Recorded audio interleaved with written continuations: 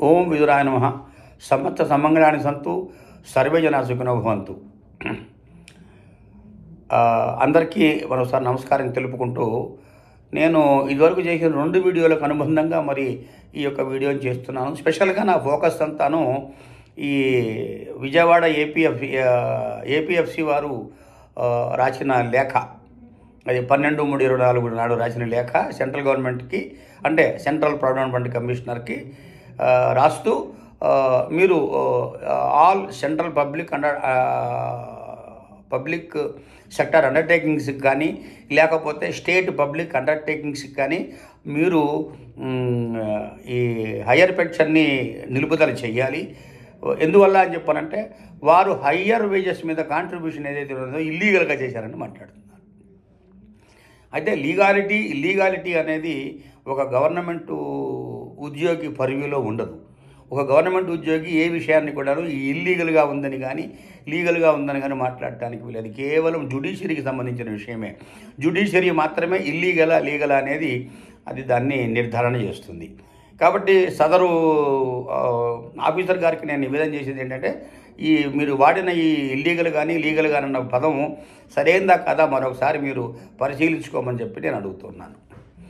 తర్వాత పోతే, ఈ సెంట్రల్ పబ్లిక్ సెక్టార్ అండర్టేకింగ్స్లో కానీ స్టేట్ పబ్లిక్ సెక్టార్ అండర్టేకింగ్స్లో కానీ వారి యొక్క ఎంప్లాయరు ఏదైనా సెంట్రల్ గవర్నమెంట్ కానీ ఆ స్టేట్ గవర్నమెంట్ కానీ అయి ఉంటుంది. వాళ్ళ దగ్గర ఈ వేజ్ రివిజన్ కానీ శాలరీ రివిజన్ అంటేనేమో స్టాఫ్ మెంబర్స్కి, supervisor cadre and top members వరకు ఉన్న వాళ్ళని స్టాఫ్ అంటాము. తర్వాత worker category, workmen definition section 2S of industrial dispute of 1947 define అయిన వర్క్మెన్కి అందరికి కూడాను వాళ్ళకి wage settlement through their unions ఉంటూ ఉంటాయి. ఇప్పుడు యూనియన్ యొక్క వేజ్ సెటిల్మెంట్ చేయాలన్నా, లేకపోతే స్టాఫ్ మెంబర్స్ యొక్క వేజెస్ సెటిల్మెంట్ చేయాలన్నా, లేదా శాలరీ సెటిల్మెంట్ చేయాలన్నా వాళ్ళు ఖచ్చితంగా గవర్నమెంట్ నుంచి అప్రూవల్ వచ్చిన తర్వాతనే చేయటం జరుగుతుంది. అయితే గవర్నమెంట్ నుంచి అప్రూవల్ తీసుకుంటున్నప్పుడు చిన్న స్థాయి అధికారులు అక్కడ ఉండరండి. సపోజ్ హిందుస్థాన్ జింక్ గురించి మనం తీసుకునంటే వాళ్ళు ministry of steels and mines and smelting వారిని ముఖ్యంగా వాళ్ళు కన్సల్ట్ చేస్తారు. దాంతోపాటు మినిస్ట్రీ ఆఫ్ ఫైనాన్స్ వారు ఉంటారు. దాంతోపాటు మినిస్ట్రీ ఆఫ్ లేబర్ కూడా కూర్చుని ఉంటుంది. అయితే ఈ ముగ్గురు డిపార్ట్మెంట్కి సంబంధించిన సెక్రటరీలు ఎవరైతే ఉంటారో వాళ్ళు బోర్డ్ ఆఫ్ డైరెక్టర్స్గా ఖచ్చితంగా ఆయా సెంట్రల్ పబ్లిక్ అండర్టేకింగ్లో కానీ స్టేట్ పబ్లిక్ అండర్టేకింగ్లో కానీ వాళ్ళు డైరెక్టర్స్గా ఉంటారు.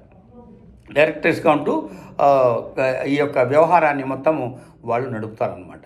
ఎప్పుడైతే వాళ్ళు అప్రూవల్ తీసుకుంటారో ఆ అప్రూవల్లో ఖచ్చితంగా అన్నీ, అంటే వేజెస్ కానీ ఇతర అలవెన్సులు కానీ లేకపోతే ఇంకా వారికి వచ్చే బెనిఫిట్స్ కానీ పిఎఫ్ కంట్రిబ్యూషన్ తాలూకు interest payable to the trust కానీ ఇవన్నీ కూడా పరిగణలో తీసుకునే కన్సాలిడేట్గా వారు అప్రూవల్స్ పెట్టి అప్రూవల్ తీసుకుని చేస్తారు. కాబట్టి ఈ 12/3/24 నాడు పేర్కొన్న లెటర్లో వాళ్ళు చేసిన higher contributions on higher wages illegal అంటాం అనేది చాలా పొరపాటు. ఇది సెంట్రల్ గవర్నమెంట్ వారికి, సెంట్రల్ గవర్నమెంట్ ఎంప్లాయర్ కనుక వారు ఎంప్లాయర్ డిసైడ్ చేసి ఖచ్చితంగా దీనికి మనము we can go for the higher contributions అని నిర్ధారించినట్లుగా మనం భావించవలసి వస్తుంది. కాబట్టి దే హ్యావ్ నో రైట్ అని అంటాం అనేది చాలా పొరపాటు అయిన విషయం. అంటే పబ్లిక్ సెక్టార్ అండర్టేకింగ్స్ పబ్లిక్ మనీతో పనిచేస్తుంటాయి కనుక వారు పబ్లిక్ మనీని దుర్వినియోగం చేయడానికి వీలు లేదు అన్నది అది చాలా చాలా విచారకరమైన విషయం. ఎందువల్లంటే నేను ఆల్రెడీ సెక్షన్ 17(1) కింద ఆ ట్రస్టీకి ఎగ్జామ్షన్ వచ్చినప్పుడు వారికి ఏ రూల్స్ ఏ సెక్షన్స్ వర్తిస్తాయి, ఏ సెక్షన్స్ ఎగ్జామ్షన్ ఉంటుంది అని చాలా క్లారిటీగా చెప్పుకున్నాను. కాబట్టి సెక్షన్ 17(1) కింద ఎప్పుడైతే ఆ సదరు ఎస్టాబ్లిష్మెంట్లో మీరు ఒక పిఎఫ్ ట్రస్ట్ ఏర్పాటు చేసుకోండి అని చెప్పి సెంట్రల్ గవర్నమెంట్ గెజిట్ నోటిఫికేషన్ ద్వారా ఇస్తుందో ఆ రోజు నుంచే వారు ఈ పిఎఫ్ రూల్స్కి లోబడి, అంటే కంట్రిబ్యూషన్ 12% తగ్గకుండా, తర్వాత పోతే ఈ కంట్రిబ్యూషన్స్ని టైం టు టైము ఆ ట్రస్ట్కి జమ చేయకుండా, తర్వాత పోతే ఆ టైం టు టైం అందరికీ సరైన ఇంట్రెస్ట్ ఇవ్వకుండా ఉంటే అప్పుడు గవర్నమెంటు లేకపోతే ఈపీఎఫ్ఓ అయితే మన రీజనల్ ప్రాబ్లమ్ కమిషనర్ ఇన్స్పెక్షన్కి వచ్చినప్పుడు సెక్షన్ 7A నోటీస్ ఇవ్వటం కానీ, లేదా 6 కింద అబ్జర్వేషన్స్ చేయటం కానీ, లేదా 14B ఎంక్వైరీస్ పెట్టడం కానీ జరుగుతుంది. కాబట్టి ఆపరేటివ్ అడ్మినిస్ట్రేటివ్ పినల్ యాక్షన్స్ ఏవైతే ఉన్నాయో అవి ట్రస్ట్ మీద పనిచేస్తున్నాయి, కానీ మిగతా పేరాలు కానీ లేకపోతే సెక్షన్స్ కానీ ఏవైనా కానీ కాక ఈ యొక్క ట్రస్ట్ మీద పని చేయవు అని మరొకసారి చెప్తూ ఉన్నాను. That is called exemption. Clear exemption has been given. తర్వాత ట్రస్ట్ రూల్స్లో మీరు బెనిఫిషియల్గా ఉన్న దాని గురించి రాసుకోనక్కర్లేదు. బెనిఫిషియల్ లెజిస్లేషన్ అని చెప్పి దీన్ని అన్నప్పుడు వాళ్ళు ఈ ఎగ్జామ్షన్ ఇస్తున్నప్పుడు కూడా విచ్ ఆర్ మోర్ బెనిఫిషియల్ అన్న మాట వాడినప్పుడు తప్పకుండా మోర్ బెనిఫిషియల్గా ఉన్నప్పుడు దాన్ని యాక్సెప్ట్ చేయవలసిందే, కానీ మోర్ బెనిఫిషియల్గా ఎందుకుంది అని అడిగే హక్కు ఈ ఈపీఎఫ్ఓ వారికి కానీ లేకపోతే ఆర్పిఎఫ్సికి కానీ ఎట్టి పరిస్థితుల్లో లేదు. తర్వాత ఇంకోటి గమనించాల్సిన విషయం ఏమిటి అని చెప్పనంటే, ఎవ్రీ టైం వీళ్ళు ఈ కంట్రిబ్యూషన్ ట్రస్ట్ కడుతున్నా కానీ కాక ఇంత వస్తున్నాయి అని చెప్పేసి రిటర్న్స్ ఫైల్ చేస్తారు, ఆన్లైన్ ఈసీఆర్స్ ఫైల్ చేస్తారు. తర్వాత ఈపీఎస్ 95 కింద ఆ యొక్క ఈపీఎస్ 95 స్కీమ్కి లోబడి అదొక రిటర్న్ ఫైల్ చేస్తారు. కాబట్టి టైం టు టైము ఏ ఇన్ఫర్మేషన్ని కూడాను ఈపీఎఫ్ఓ కానీ ఆర్పిఎఫ్సికి కానీ దాచిపెట్టి ఏ ట్రస్ట్ చేయదని ఇందుమూలంగా నేను తెలియజేస్తున్నాను. ఇన్నాళ్ళు ఉన్న తర్వాత ఈ రోజున ఒక క్లిష్టమైన సమస్య వచ్చింది అని వాళ్ళు అనుకోని, యాక్చువల్గా క్లిష్టమైన సమస్య కాదు ఇది. దీన్ని ఎప్పటి నుంచో పబ్లిక్ సెక్టార్ అండర్టేకింగ్స్ని, తర్వాత స్టేట్ పబ్లిక్ సెక్టార్ అండర్టేకింగ్స్ని ఈ పరిధి నుంచి తీసేద్దామని చెప్పేసి సహస్రదా వీళ్ళు కృషి చేస్తున్నారు. కృషి చేయడంలో కొంత ఇల్ ఇంటెన్షన్ ఉంది అని అంటున్నాను, కొంత మెన్స్ రియా ఉందంటున్నారండి. Malafide intention, mental elements to commit something wrong or say deny the higher benefits of the EPS 95 to the desired members అని అంటున్నాను. కాబట్టి నేను విజ్ఞులని అందరినీ కూడా ఏం కోరుతున్నాను అని చెప్పనంటే, దీని గురించి మీరు కనుక స్టేట్ పబ్లిక్ సెక్టార్ అండర్టేకింగ్లో ఉన్నట్లయితే మీ యొక్క హెచ్ఆర్ డిపార్ట్మెంట్కి వెళ్ళి తగు విధంగా ఏమిటి ఉంటుందని మొత్తం కంప్లీట్గా స్టేట్మెంట్ ట్యాక్స్ ప్రిపేర్ చేసుకోండి.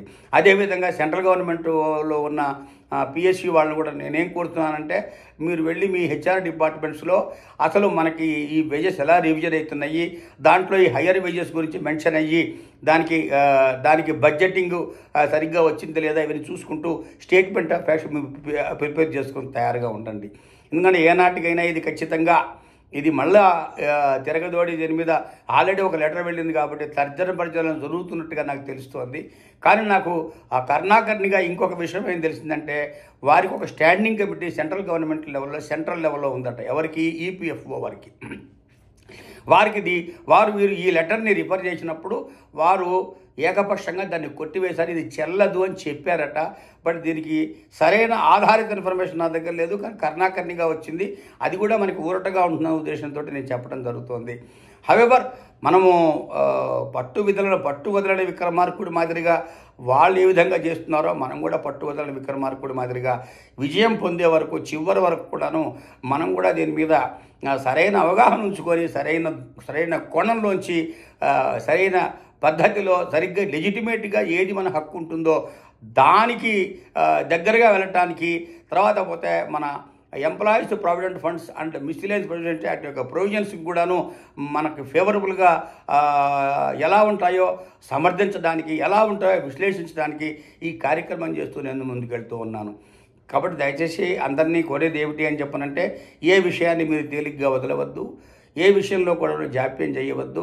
మీరు చేసే మీ ప్రయత్నాలు మీరు చేయండి. తర్వాత ఈ పబ్లిక్ సెక్టార్ అండర్టేకింగ్స్, తర్వాత స్టేటు సెంట్రల్కి రెండింటికి పెట్టారు కనుక ఈ రెండు కూడా కూలంకషంగా పనిచేసి సరైన నివేదికలు వారి వారి మినిస్ట్రీస్ ద్వారా కానీ వారి సెక్రటరీస్ ద్వారా కానీ లేదా వారి హెచ్ఆర్ డిపార్ట్మెంట్స్ ద్వారా కానీ ఈ విషయాన్ని చాలా విశదీకరించి ఇది తప్పన్నట్లుగా మీరు నిర్ధారణ చేసుకుంటే 100% ఈ success will be on the side of the central PSUs and state PSUs.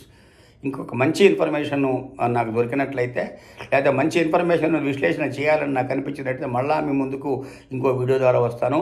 అందరికీ నమస్కారం. సమస్త సమంగళాన్ని సంతు సర్వే జన సుఖినో భవంతు.